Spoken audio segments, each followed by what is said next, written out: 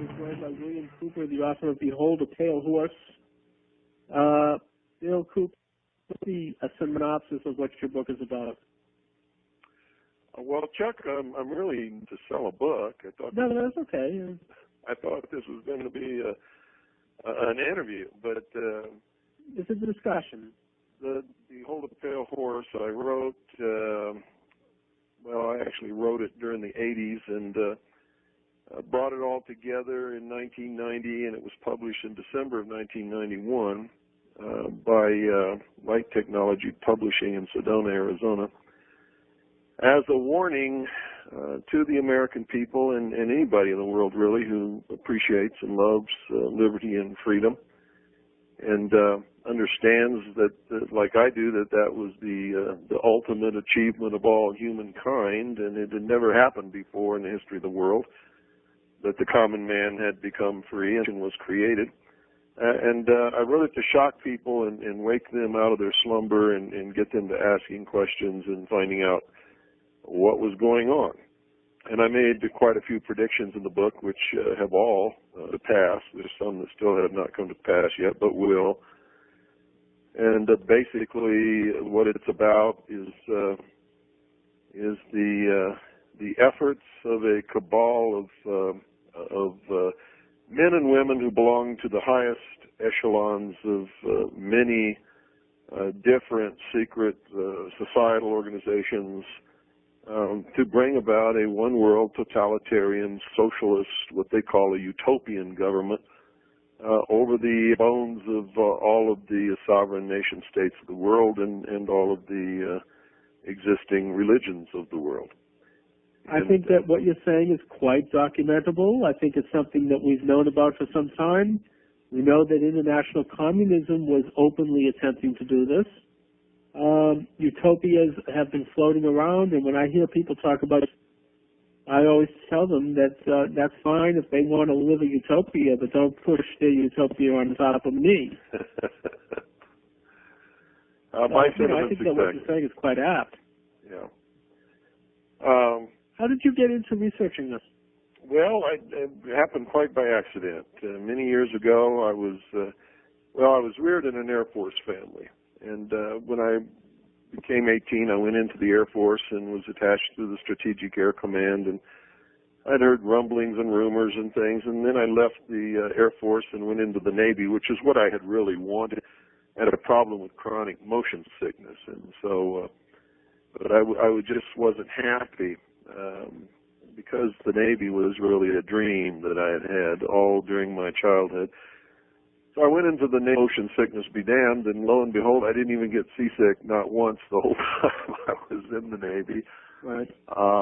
And during that time, I served as a river patrol boat captain in Vietnam during the Vietnam War, and was decorated and have 2 medals with V for Valor. Was attached to the Office of Naval Intelligence. Served 3 years on the intelligence briefing team for the Commander-in-Chief of the United States Pacific Fleet, and also served as the Petty Officer of the Watch, which is the senior enlisted man in charge of the command center at PAC Fleet headquarters. I also operated the KL-47 and handled all what's called compartmentalized top secret message traffic that came to the command center and routed it to the different places where it was to go. And I saw some things that firsthand. Oh, I saw some things that woke me up, to be sure, and told me that the world was an entirely different place than what I had always thought it was. And I learned there that the American people are seldom, if ever, told the truth about anything. And that literally since the Woodrow Wilson years of his presidency, where they formed the League of Nations and tried to put together a world government, it had been an avowed policy of the United States government to create world government and to dissolve all sovereignty, including the United States, and to ultimately combine the armed forces of the major powers of the world under what eventually came to be formed in 1945 as the United Nations as a utopian government. And so I had planned to spend my life in government service, but after I learned these things, I had to leave. I couldn't be a part of that. And then it was another 16 or 17 years before I came to grips with myself and realized that I couldn't keep all that locked up inside me anymore. And during that time, I was doing some pretty active and very deep research into what it all meant and collecting documentation and all of that kind of stuff, and trying to find out who was behind it all. And then one day I decided that enough was enough, and the American people needed to hear this because they don't have much time left. And I believe that was in 1988, and I've been talking ever since. My book was published, as I said, in December of 90. For the last 8 years, it has been the #1 best-selling book that's ever been published as an underground book, and has been #1 for all of those 8 years, and is still #1 today without one single word of advertising anywhere. You know, William, I've been broadcasting for about 2 years, and in the course of that time, your name has popped up fairly often by callers who have told me to get a hold of your book. Mm-hmm. So I'm hoping that you send it. Now, what were some of your predictions that have already come true? Well, I predicted the fall of the Soviet Union and that it would be a ruse, that communism is really not dead. It's just it's a ruse to disarm the West, and that's based upon mainly the testimony given to the intelligence community in secret by Anatoly Golitsyn, who was a high-ranking Soviet defector to the United States. And who has published a book called Perestroika Deception now. Yes. That outlines this. Yes, he has. But you see, I knew this way back in the early 70s, yes, 1971. Amazing. I mean, extraordinary. And we have to remember that both you and he published this material before it happened. Yes, absolutely. I also predicted the fall of the Berlin Wall. Predicted exactly 3 days before it occurred the invasion of Panama and the All right, with William Cooper, Behold the Pale Horse. Report from Iron Mountain, something that's so authentic. It's absolutely authentic. They have tried their best to discredit it. Even have sent some people out to claim that they wrote it as sort of a joke or an experiment or whatever. Those are all untruths. In fact, if you have any brains at all and you read the report from Iron Mountain and look around in the world, you can see that this thing was not written by somebody as an experiment or a college paper or as a joke, because everything in there has been implemented since. Yes, and I'm a fan of that book, and I think that I tell people that even if it were a fiction, it doesn't matter. It's true in the same way that 1984 was a fiction, but yet it was also Orwell's way of telling us what the Fabians had in mind. Well, Orwell had to write it as a fiction, or else if he had written it as truth, he certainly would have been assassinated, and I don't think the book ever would have been printed. Right. So he wrote it as fiction, as sort of a thinly veiled warning to the people of the world about what was coming. And, he was a member of the intelligence community himself. Yes. Just as I was, and probably came across the knowledge much in the same way that I did, by accident or by being at the right place at the wrong time, or vice versa, however you want to look at it.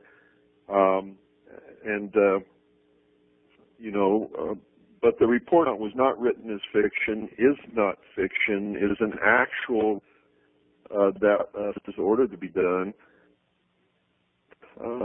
predict or possibly predict what the United States do, and the world government could do in order to maintain order amongst the population of the United States and of the world, if all of a sudden there were no enemy amongst the nations of the world.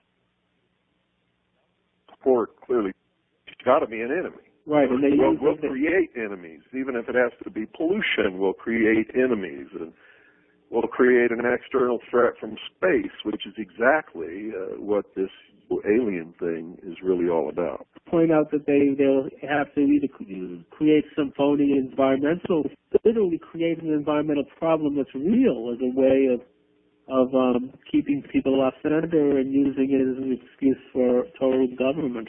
Sure, and it doesn't matter if the enemy is real, is an artificial invention.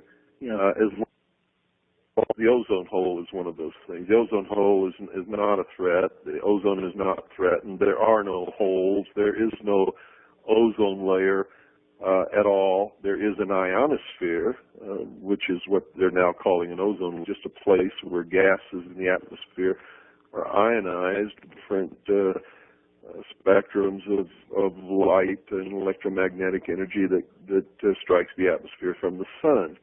So as long as there's oxygen in the atmosphere and there's sunlight, going to be ozone. Right. So yeah, it's sort of cooked up. Yeah, but it's an issue that if people believe it and it's going to be addressed as solving, and it's going to be a world governing body to do it, because how can the United States dictate Chile, for instance, what it does with its atmosphere? You know, you point out that Wilson was the nation that was openly globalist, and a lot of the foundations were established around that time, particularly the Carnegie Endowment for International Peace, which was one of the planners of World War I. Yeah. And they talked about the need for a war as a way of rearranging the social order. I think that it's these foundations that are still the culprits. They're these omnipotent, tax-free collections of money and power, and they draw up these various plans for how to change the way we see the world, how to brainwash us, basically. Chuck, the foundations are just tools. They are not the originators of all of this. Right. There have been secret societies amongst humankind in all nations and all races all over the world since the beginning, when some guy figured out how to go in and nobody else knew how to do it, and he learned that he could control everybody else in his little band of cavemen simply, by knowing how to keep the fire going.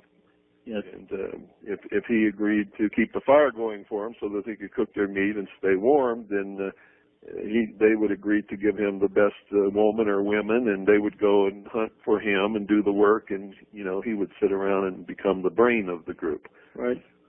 Now, not all secret societies are evil, and many of the people in these secret societies are unwitting, and I would use the main example of that. Well, wait a minute, Chuck. I didn't mention the word evil, and all of these people in these things actually sincerely believe that they're doing the best thing for humanity. Right. I've learned that. Yeah, I mean, they don't think that it's evil. I only point to evil. No, they don't, and nobody should, really. Well, that anyone who's trying to subvert other people and force their will on other people is engaging in something that is, less than honest, at least. Well, less than honest, wrong, deceptive, manipulative, all of those terms certainly apply. Now, which of these societies in the watch, we always hear a lot about the Council on Foreign Relations. I always get the sense that they're just a front group.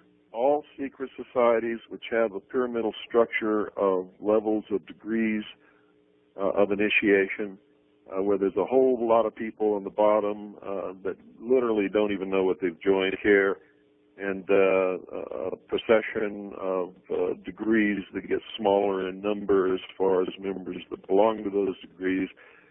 As you get toward the top, at the top there is one order that makes up the depths or the highest degrees of all of the orders and secret societies. And that group of men and women is known collectively as. And that is today. It's always been in existence. It did not start with Adam Weishaupt, and it did not end when Adam Weishaupt. So then it's been a continuous chain all the way from Adam Weishaupt, 1776. No, right up to the present. It started long before Adam Weishaupt ever came along. Adam Weishaupt was a priest who belonged to the Jesuit order. Right. The Jesuit order was begun when Ignatius Loyola was arrested by the Inquisition and used his political power and influence to gain an audience with the Pope in an attempt to save himself. The reason he was arrested is because he was the head of a group in Spain known as Alumbrados, which is the Spanish word for Illuminati. So then, yeah, the Illuminati precedes. I mean, it probably could go all the way back to the most ancient of times. You better traced it all the way back. It left a very clear trail. There is no doubt about it that it did with Adam Weishaupt. Not end with when Adam Weishaupt died. It was in existence long before the Egyptian dynasties and is functioning and foisting its will upon the world today. Perhaps one of the most important about Adam Weishaupt is that through him, much of the philosophy was exposed and discovered by and brought out for us to see. That's correct, and that involved the subversion of nationalities, the subversion of religion, the subversion of family, and the creation of a world order with some kind of an illuminated, great, wise people who would have almost godlike powers running everything. Well, if you understand the symbolism, that's all metaphor. Actually, they don't really believe in God at all. They believe, if they believe anything, they believe that man is God. And it's actually the origin of what we know now today as the humanist. Yeah, I know that the Great Seal of the United States is a pyramid and that has Masonic symbolism in it. How much influence were others in this movement? Many of the founder nation were members of the secret societies. Some of them were actually members of the Illuminati. Benjamin Franklin was one of the well. Let's just say that Benjamin Franklin pulled the wool over everybody's. Pretending to be a devout Christian, he was actually the master of the Lodge of Nine Muses in France. He was the master of the First Masonic Lodge in Philadelphia. He had two wives, neither one of which he married, and had children by both of them. And while he was serving as an ambassador to France, he surrounded himself and came from morning until he passed out late at night. And then when he came back to the United States, he pretended to be a devout Christian again.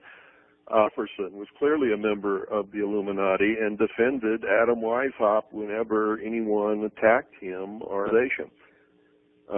George Washington was a member of the Freemasonic Lodge and was presided over many military lodges, and actually was the man who brought most of the officers who served in the Continental Army Revolutionary War into another secret society known as the Knights of the Golden Circle. Many other things that the American people were never taught, don't know anything about, and when you try to teach them these things and show them how they can look it up and verify it, some people get extremely angry about it. William, I'd like to see your research on it, but I would point out to you that I've not deeply read in the works of Jefferson and Washington, but when I look at their material and their public utterances and their public persona, plus I look at it itself, I see something that is holding, that has created a very free nation. Nobody said it. Nope. Chuck, nobody said it wasn't. So then, well, there seems to be a contradiction here. There is no contradiction whatsoever. Their goal in creating the United States of America was to give the common man freedom. Well, didn't that run the goals of the Illuminati? No, that was exactly in line with the goals of the Illuminati. The purpose of the whole thing was to give the common man freedom, which would spread throughout the world and topple the kings and queens' thrones. Well, the Illuminati could never make any progress, and in fact, their whole organization was always at risk as long as there were queens sitting on a throne. Well, Bill, if that was their goal, then I think that was a laudable goal. I didn't say it wasn't. You see what you're doing? You're contradicting the truth by assuming, attacking the purpose or the fruits of what the founding fathers gave us. Okay. They gave us freedom. In doing that, they fulfilled their goal of toppling the kings and queens from off their thrones around the world. Their intent in the long run was to establish democracies, which would then lead into socialism, which would then give them their ultimate goal, which was the realization of the communist state. And well, it's a lot. That's the whole truth of the matter. Our founding fathers warned us. They told us what would happen if we allowed our human nature to get the best of us. And they knew full well, being geniuses that they were, and the students of human nature that we now know that they were, that the common man would give up his freedom eventually for some sense of security and safety. Oh, I That's think exactly what's happening. Franklin is a very famous quote from him, and I'm paraphrasing, was that he who sacrifices liberty for safety deserves neither. That's exactly right, and he meant exactly what he said. But I mean, it seems to me, and again, I'm a little new to this, that they were trying to help us not. No, they weren't. No, these were geniuses. These were men of the mind. They had no more respect for man who could not use his mind or understand philosophy than Napoleon or Caesar did. This country for a purpose, and that purpose was fulfilled. It had nothing to do with respect for the guy who was out there plowing his farm. Well, this is extraordinary. I mean, I'm very, you've really gotten my interest up in terms of looking at. That's good. For most of our lives, we were taught that George Washington chopped down a cherry tree, and then when his father asked him who chopped it down, he said, "I cannot tell a lie," and he died. All right, we'll be right back. We're with William Cooper. Stay tuned for news.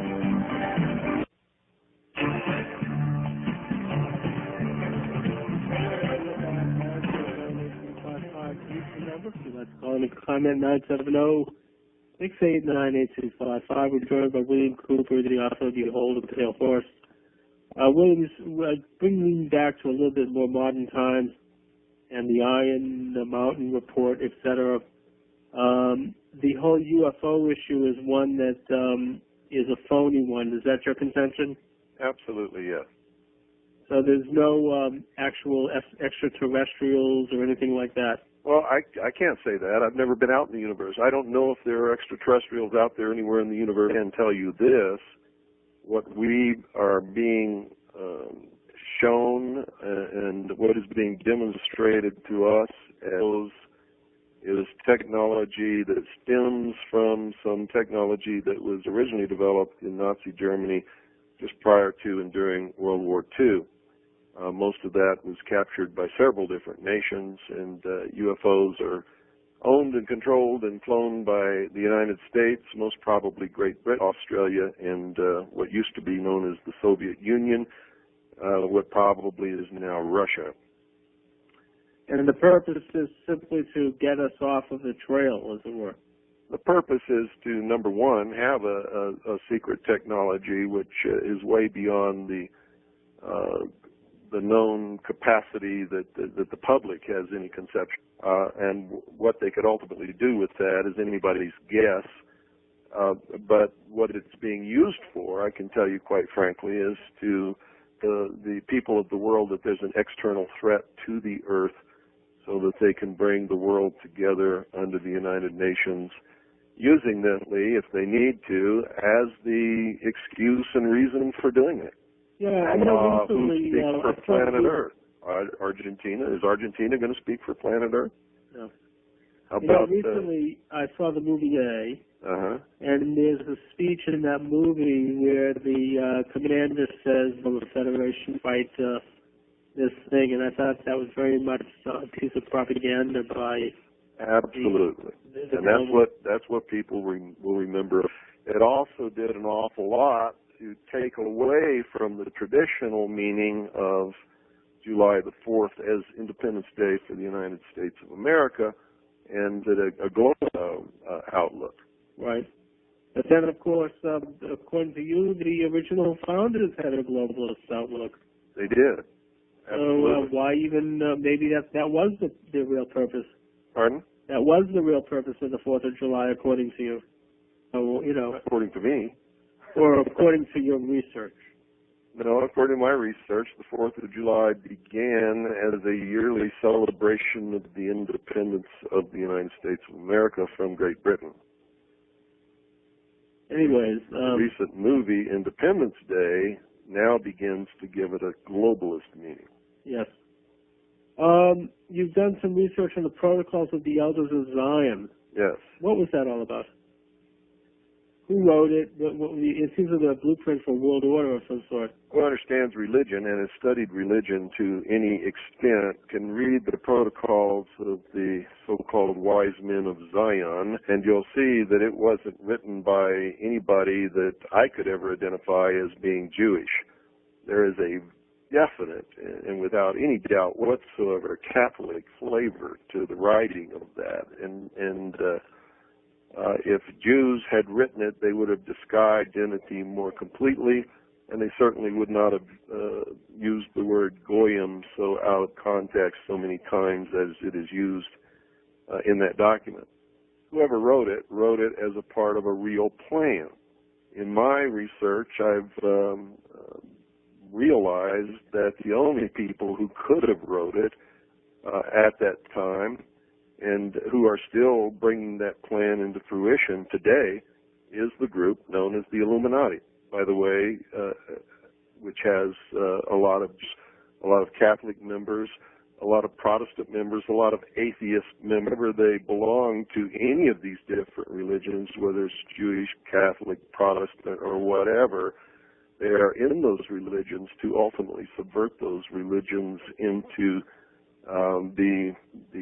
what will become the ultimate world religion. And you can see this at work in the different religions today as they work toward an ecumenical rapprochement amongst themselves in order to bring themselves together as one.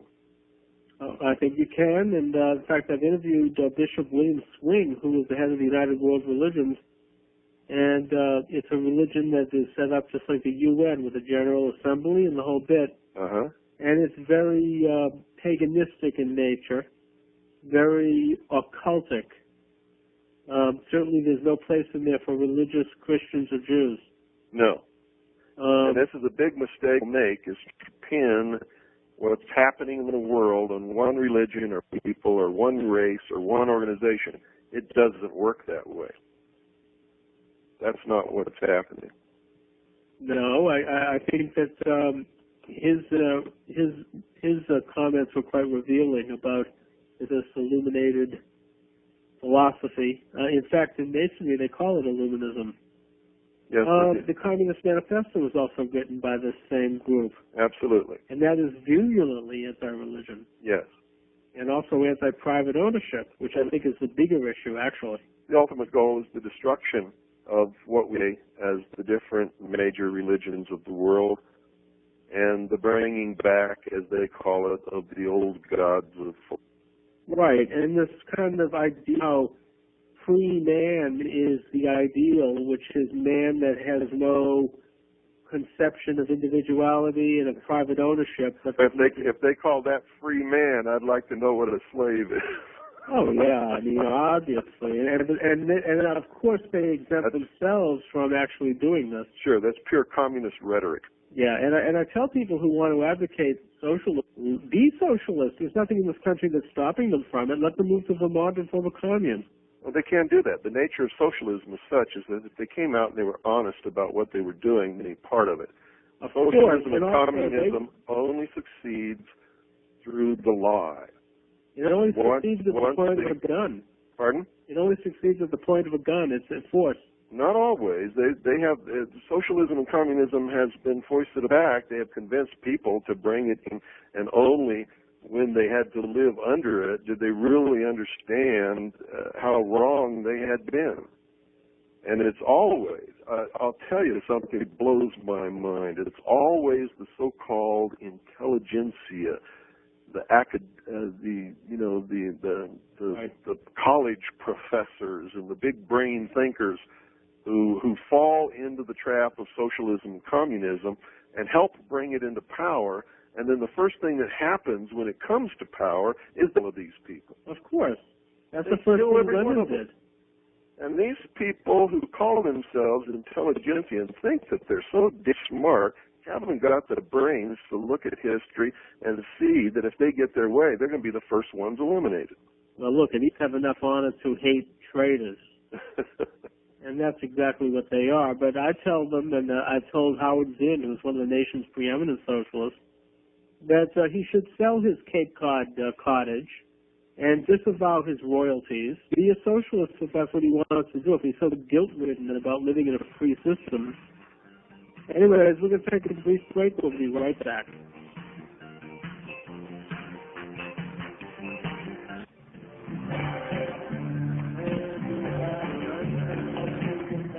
The number, 970-689-8255. We're joined by William Cooper.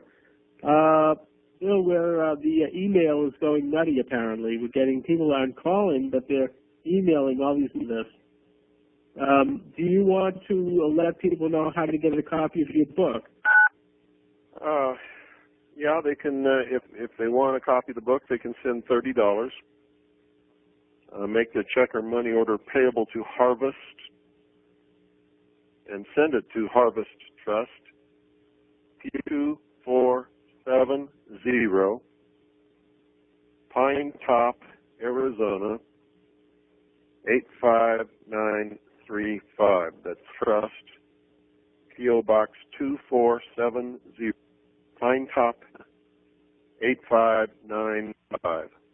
We also have a website that people with computers, if they want to see what I'm doing and what I'm all about, and visit one of the largest websites on the internet, and also, might add, it's one of the visited websites. They don't need www, just http://harvest-trust.org. That's harvest-trust.org.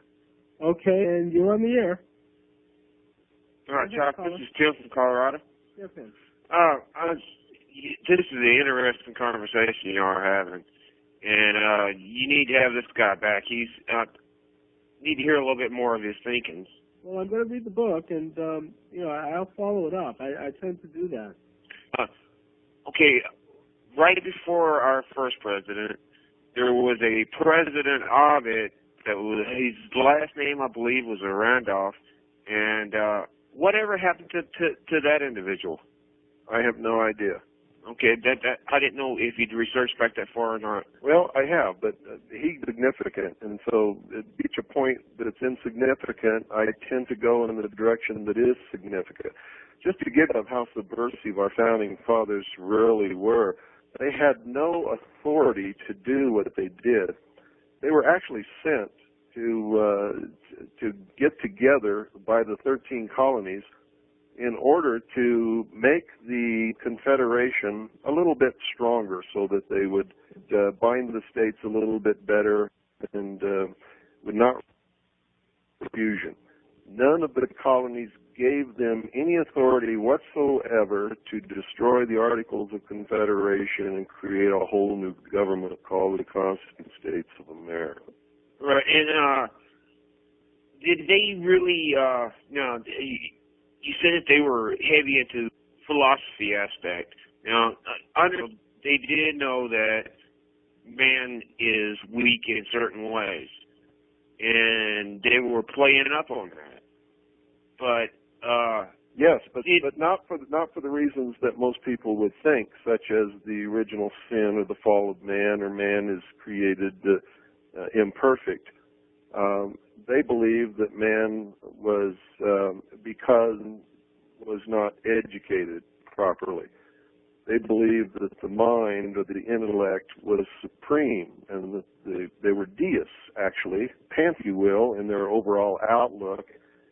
And so they believed that God was in everything, and since the most superior creature was man, and man was the only one who could think and had an intellect, they believed that the collective consciousness of mankind was the mind of God. Right. And now, okay, and I want to ask you a question. Then, why did they succeed in our knowledge at point, or to the point where we started knowing a lot more? And now, and you look at today, they're drawing back. And I was wondering, what is the difference in between them? Well, they wanted to. The only way that they could get rid of what they called the tyranny of kings and queens and popes and prelates was to give the common man freedom and education. Right. And so that's exactly what they gave the common man. The common man then just spread this throughout the world, and that's exactly what actions occurred everywhere. And kings and queens were toppled from off their thrones, just like popcorn popping on for a movie on Saturday night. And but they understood the weakness of human nature. They gave us all the tools that we make this freedom that they gave us, the actual world's government, knowing that people in their weakness and in their desire to be safe and secure and not want to have any risks or put their life on the line would ultimately trade that for protection by our brother, which is, of course, the government. Always has been, always will be. Okay, and so in doing that, man takes a step backwards and gives back the power that he was given back to those from which it came, so that they can then institute their total control over all humanity, which is their goal. That's an interesting thought there. I mean, when you think about what you're saying there, you just build them up to take them down. Yeah, but I didn't invent it. They invented it a long time ago. All I did was discover it. It's clearly written in the protocols of the wise men of Zion. Right. And so many people read it and don't read it. You know what I'm talking about? Right. Well, you can read something and then don't see what it says, though. Yeah. And, well, that thought just slipped out of my head. But, anyway, thanks a lot, guys. This is very interesting. Thank you very much. Bill, it seems to me that the entire place was very different. I can't hear you, Chuck. Hello? I can't hear you. You got to press a button or something. The flavor of the American Revolution was quite different than the French Revolution, in that the American Revolution was to restore and preserve the status quo, the private ownership. That was the main theme of it. Whereas the French Revolution was the opposite. It was to destroy the private ownership. It was to openly create some kind of a socialist world order, and that's something that's easy to look at. So I'm not sure that. I'm not sure if I understand the connection between the two. Hello? Can you hear me? I can barely hear you. I'm sorry about that. Maybe we're having some technical problems. Can you hear me now? A little better. All right. My point was that the American Revolution was one which was to preserve private ownership. It was to preserve the freedom that was slipping away, whereas the French Revolution was the opposite. It was to create disorder and revolution. So I'm having trouble understanding the connection between this. But we'll be right back. We're going to take a brief break. I hope we can resolve this technical issue. And we're back. We're joined by William Cooper, Behold the Pale Horse. Can you hear me now, Bill? Yes. All right. I guess we're having a little technical problem. Maybe the Illuminati is doing something to our radio signal. I doubt it. Okay. I'll enjoy looking at your book. I mean, this is something that's certainly worth pursuing, and I hope to do a series with you. And I think that we need to understand presently what we're looking at, the dangers that we're looking at, and the secret societies that are involved in those, very specifically, including names. And you said that you make predictions in your book, some of which have not yet come true. What are those? Most of them most of the predictions that I made have come true. For instance, I already gave you 3. Right. I also predicted that the first terrorist attack in the United States would take place in New York City. It did in the bombing of the World Trade Center. I predicted that terrorist attacks would continue that there would be shootings of innocent people by individuals in shopping centers and restaurants and schoolyards and so on and so forth. That has all happened. I predicted that the word patriot would become a dirty word, and when the New World Order comes to pass, patriotism and nationalism will become a psychotic illness, and anybody suffering from that illness will be placed in mental institutions, and a lot of other things. But I want to get back to what you asked me before the break. Sure. And also tell you that it's okay to talk about today, but unless the American people understand the history, what brought it about, and who's behind it, it doesn't do any good to know names or anything about today, because nobody will understand it. Everybody's looking for an enemy, and they have to understand who the enemy is and why the enemy is doing what he's doing. But you made some interesting statements right before the break that that are part of the myth of America. In the 13 original colonies, nobody excuse me, nobody owned property. They were colonies belonging to Great Britain. Right. The mercantilist. Under the English system, the king owns all the land. Yeah. You could live on it by consent of the king, or the king can grant you land or make you a duke or a baron or whatever and give you property to take care of.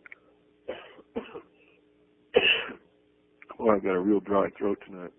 But the original colonists, the whole concept of private property was the clarion call of their revolution. It was probably one of the driving forces behind it, at least based on the writings of the people who were alive back then.